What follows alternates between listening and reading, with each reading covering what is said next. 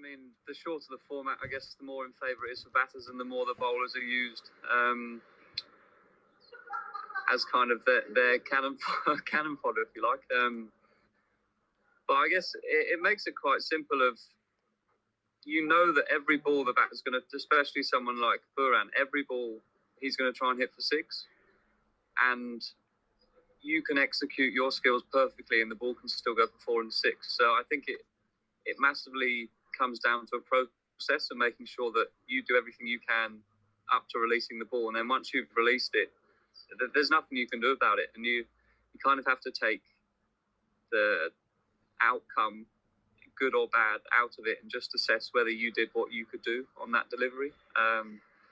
And yeah, as you said, the batters can and are incredibly destructive. So on any given day, you can go for plenty in and over, which I found out the other night.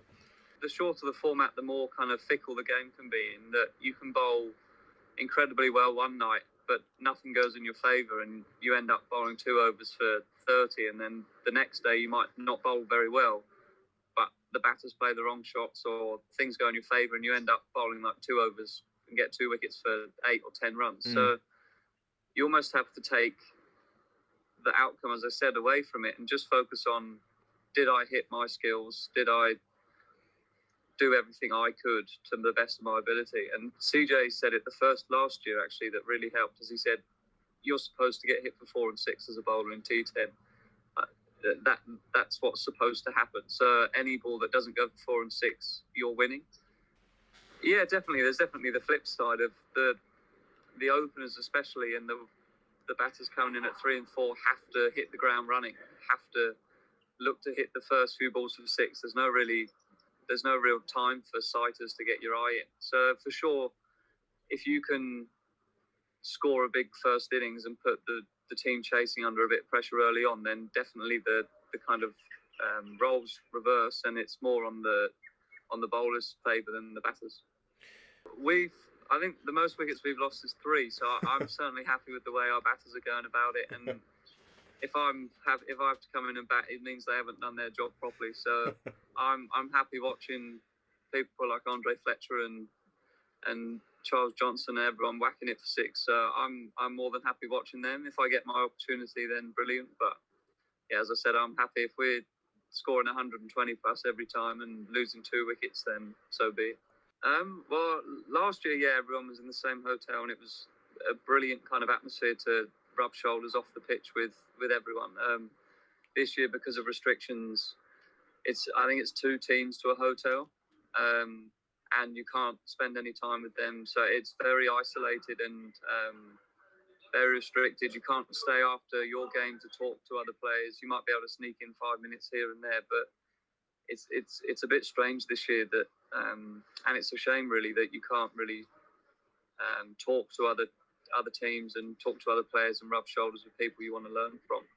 We get an hour's pool session a day, so we get an hour time slot to go in the pool, which we try and take full advantage of. It's a really nice hotel, so it's a shame we can't use all the facilities, but we're trying to get a bit of tennis going. There's a few tennis courts here, so we're trying to wrangle our way in there. And then I think, like most sportsmen, they bring their PlayStations or Xbox with them, so there's a few hours spent, especially in isolation for the first 3 days, just playing PlayStation and reading a bit. And I've only seen Righty and CJ for 5 minutes at a time. Maybe we'll cross paths at the end of a game or when their game finishes and our game starts. But that's about it. Yeah, we can't go to their hotel. They can't come to ours, so it is very restricted, unfortunately. Yeah, I think so. I think it's any teammate's role to try and make their team better. So I don't think it matters your age, size, or experience. I think the best teams communicate the best and learn from each other and are willing to accept criticism where it's appropriate and praise as well when people do really well. So I'm really excited to help everyone, really. And I think that's been a brilliant thing that Sauls and Kurtz have brought in is straight away is that communication from everyone. And it's certainly not just the senior players everyone talks to each other and everyone can learn from each other. So yeah, I'm really excited to getting back and helping out where I can and learning from other lads too. Not too bad. The government allow professional cricketers to still train, so we can still get in the gym and do the occasional cricket-based session. But it's definitely tricky, and I definitely came out here feeling a bit rusty, not being able to bat and bowl properly. But as I said, it's part and parcel of doing the job. So you've just got to kind of get on with it and be adaptable and be flexible and kind of work around what you're given.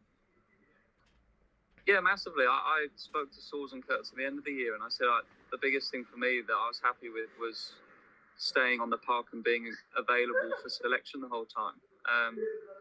I expect high standards of myself, and I expect that when I play, I want to be in match-winning performances for Sussex. So the biggest thing for me was learning, right, what did I do last year that kept me on the park?